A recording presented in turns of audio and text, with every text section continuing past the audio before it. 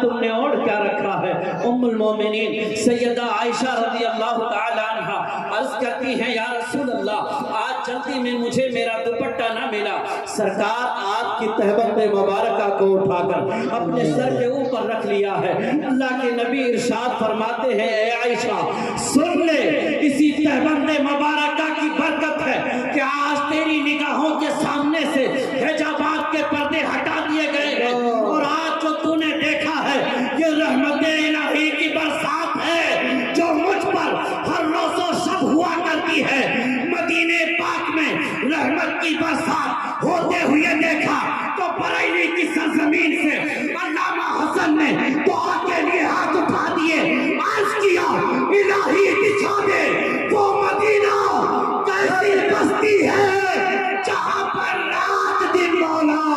تیری رحمت برستی۔ نعرہ تکبیر، نعرہ رسالت، مسلک اعلیٰ حضرت فیضان غوث اعظم حضرت علامہ مولانا ستار حسین صاحب قبلہ، نعرہ تکبیر، نعرہ رسالت۔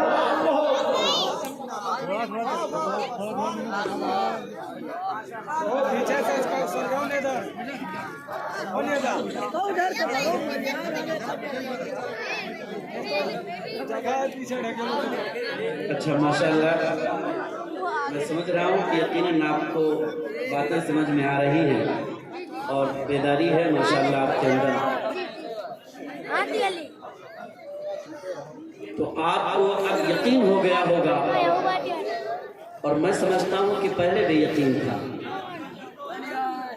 کیونکہ اگر کوئی مولوی کہے کہ رحمت کی برسات ہوتی ہے اور بات صرف مولوی کی ہو،